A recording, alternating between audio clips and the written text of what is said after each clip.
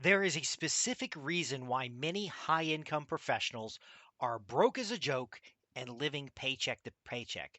And the signal that they give me that they are in this condition is by asking, how much does it cost? Hi, I'm Justin Hitt with Sustainable Wealth Secrets. First off, we look at language as well as intention in order to determine ways to transform our incomes into wealth and prosperity. And if you're going to send money away from you by buying something that costs, then you will no longer have the value or leverage of that money, and that will make you less have a lower net worth than you would otherwise. Now, let me break that down for you because this is very important for you to understand. When you're sending money away from you, you might be gaining an asset, maybe you've spent money to gain an asset that cash flows. And in your mind, you asked how much does the asset cost? And you feel like you've finished the transaction and now you have an asset or a building or a piece of equipment on your balance sheet replacing the money that you had. But that's not building wealth. That's buying things. Now, some will construe this as not buying things create wealth. But I want to again introduce you to the concept of circulation of money.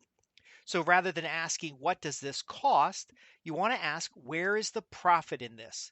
Because you can buy an asset that cash flows and have the money that you originally used to purchase the asset come back to you. And there, in effect, you've got the asset and the cash flow from the asset. Can you see where I'm coming from here? See, I publish materials online.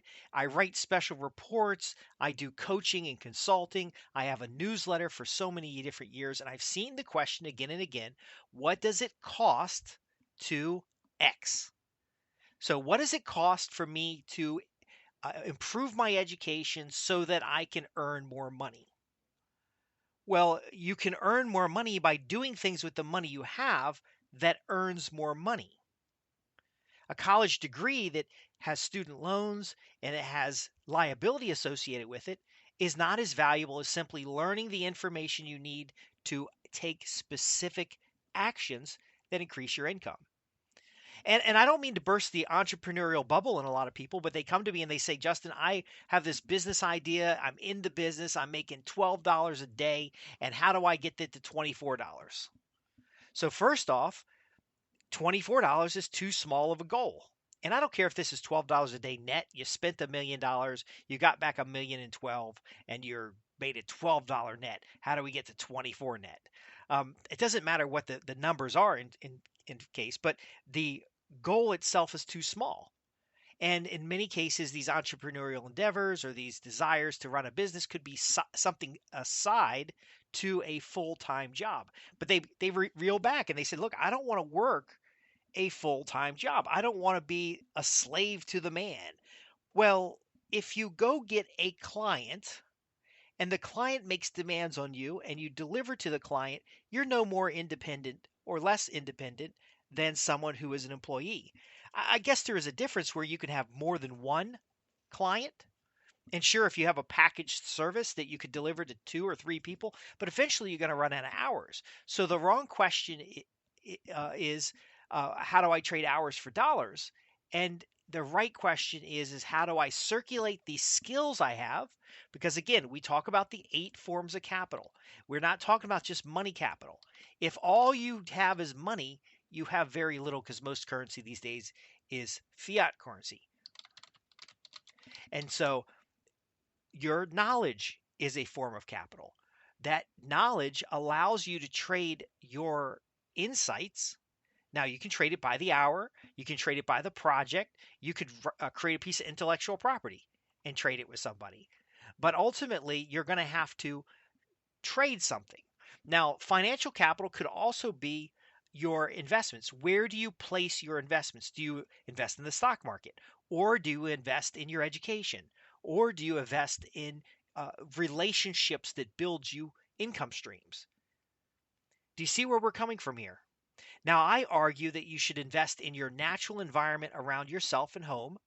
to live modest and far below your means, but invest in business relationships. So what does that mean? So let's say you have a job in the city. Rather than getting a nice apartment, a big apartment, you get a little studio apartment. You have a larger home out in the country if you like, but ultimately you're under 1,000 square feet for a family of two. You're in the right neighborhood so you can access your work quickly, so that you can go to the business networking events and the other activities that are necessary to build the right relationships, and that you're investing the additional cash in safety reserves as well as other means such as newsletters or our communications. One example of communications could be just writing thank you notes. Simply at the end of each day, writing a note to everybody, not an email, but writing a note, a little handwritten note, a little card to everybody you interacted with. And there's a way of doing this, but essentially you're doing this touch point to build the relationship. So you've taken care of your necessary shelter, your necessary food, your necessary safety. I don't want you to live in a garbage neighborhood that's dangerous. But then again, the bank might tell you you can afford a $500,000 house. It doesn't mean you need to live in a $500,000 house. Now, there's nothing wrong, of course, getting roommates and living in a nicer apartment, renting the penthouse out on a really nice apartment because you've got two or three roommates. Again, there's a lot of ways to do it. But if you're asking the question, what does it cost me to do this? You're only looking at a small fraction of the inputs necessary to make a good decision. So let's give an example with the apartment. You get a small studio apartment near your work so that you don't need to have a vehicle. Without a vehicle, you're able to save some costs there because in cities it's difficult to park and it can be expensive for parking. So you're able to take a higher salary because many companies will prorate their salaries depending on cost of living. But because your cost of living is so low, your salary is actually leaving you more net cash flow. That free net cash flow is invested in some kind of budget that allows you to have the socialization, that allows you to have the interactions, that allows you to educate yourself about what you need to know in the industry, but essentially circulates into bringing more money back to you. So it could be the matching 401k in the company that you're in, but it also could be a sideline passive income source such as investing, such as creating intellectual property. There's a whole giant list. But let's contrast this with what most people do. Most people, even though they have a high income, 200,000 a year, $250,000 a year, they might work in the city, but they live out in the suburbs and they're facing an hour, maybe 2 hours a day of a commute. They're rushing back and forth because they have family activities in the suburbs, but they have business related activities in the city itself. Now, of course, remote work, you have the best of both worlds, but still, there are multiple forms of capital, not just the monetary capital, and you may have access to incubators or to other resources in a city that aren't available in the suburbs. But then again, you might have access to a quality of life that's available in the suburbs that's not available in the city.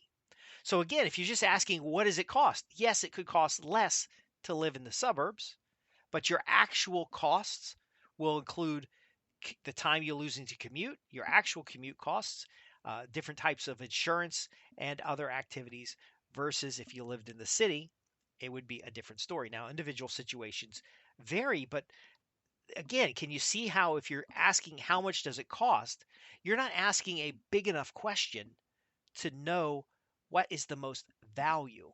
Where is the profit in this? Now, I've known people who have lived in the city and they bought an entire apartment building. Now, it's not a nice apartment building, but they're the super and they live on the top floor and they have multiple apartments to their name and they can do whatever they want with them. Usually they'll live in one apartment and then they'll have the other apartment for like a home office. And then the rest of the building, maybe 10, 15 units, they'll rent out to other people. And it may not be in the best neighborhood because to buy an entire building in a city can be costly, but they can easily get back and forth to the workplace that they're working in. So the property is near an industrial park or an office center or some kind of work environment. The building tends to be full of people who work in similar environments, so there is some networking opportunities and socializing. But ultimately, the home they live in costs them nothing because they have tenants. Can you see how this works? Again, when you're going to acquire something, and I have a special report about this, you want to look at in the first 12 months, how do you recover 100% of the dollars that went out? Because the circulation is out and then back. How do you close the loop on that spend generating a cash flow to come back to you? And I know this is strange and unusual, but this is not what they're going to talk about in school. You're not going to learn this until you get to maybe college finance classes, but you're going to learn it in the context of business. I have been so fortunate to have wealthy mentors and friends, and sit and listen to the experiences of those who've gone before me to realize that worrying about what something costs has little value. The value of the dollar itself, you're making $200,000 a year. What does that mean? Especially if you have no buying power because you live in a high cost environment. I was talking with a patent attorney, and they used to live in California. And to keep up with the lifestyle in California, it was costing them thousands of dollars a week. First off, they had to be a member of the right country club. Second, they got invited to parties where the wife needed to have new dresses and the husband needed to have a nice suit. They were meeting people who were billionaires and multimillionaires. And even though they were just starting out, they had to make sure that they were of the quality that these individuals would socialize with. Now, in the legal industry, this is a little bit more sense, and they had to be a part of certain trade associations and had certain training. But then again, he said to me, that's what I had to do, or at least I thought I had to do, because any of the people on his team that worked remote, meaning they didn't live in Los Angeles, they could fly in and choose what events they attended. They could still be a part of what's going on day to day by video, but they were also able to get access to the other major cities around the country where the business was actually at. Because a lot of folks who lived in Los Angeles were more into the lifestyle. And then as their income grew, so did their lifestyle grow. And then they were almost trapped. And this individual figured out that he didn't want to be trapped. He wanted to grow his net worth, and it was difficult to grow his net worth spending thousands of dollars a week on entertainment. Now, there were quality activities and networking events he really did need to be at, and he would travel to those activities. But he was able to see on paper that traveling to those activities and going to fewer activities was more cost effective than going to every activity. And then there's also the cost of not doing things. He said to me if he stayed in that environment, he would just be completely broke and he would be at the mercy of the agency or the legal firm, because essentially he would have to, and this is the very important part. If you hear people saying they have to do something, you don't have to do anything really. But if they keep saying they have to do this, they have to do that, you got to break that cycle. And so he said um, he didn't want to have to work for the firm and eventually wanted to go freelance. So separating himself geographically gave him the opportunity to lower his costs. Now he's still a member of a country club that had tennis courts and golf course and swimming pool and wonderful networking events, but he did so on the other coast, and he was their New York guy. So he told the big boss, "Look, I love LA. We're having a great time here, but we'd like to go to the East Coast. I want to make sure that we can take care of the clients in New York City, Chicago, and on that coast. And I think this would add value to the organization." And guess what? The firm paid for his relocation because he pitched them a really good plan that turned out to be extremely lucrative for the firm itself. And he later became a patent attorney. And by becoming a patent attorney, he gave them even extra value, but he was geographically close to the clients, and this, of course, reinforced the importance of the decision that was made for him to move out there. But he didn't need fancy clothes. He didn't have to go to fancy parties. And he ultimately created his own social circles that more supported his long term objectives, which was to be an independent patent attorney.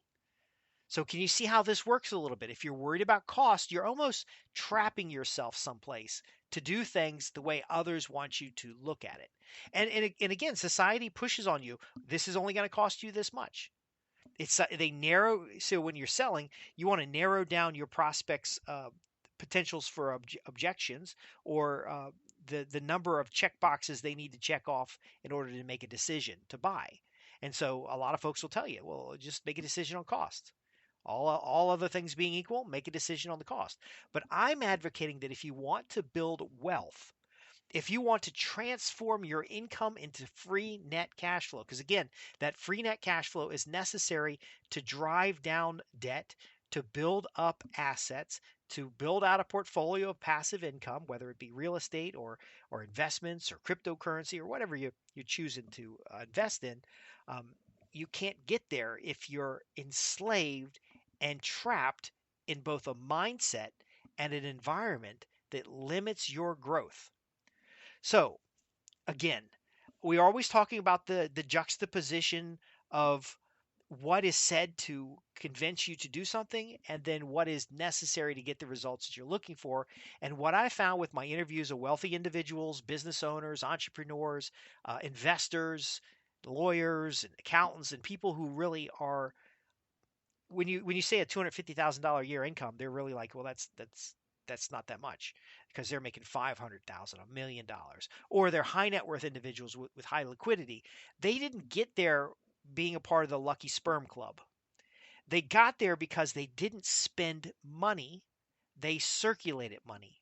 And when they circulated money, they looked beyond the cost and they looked at both the income and the opportunity, and they drove all forms of capital.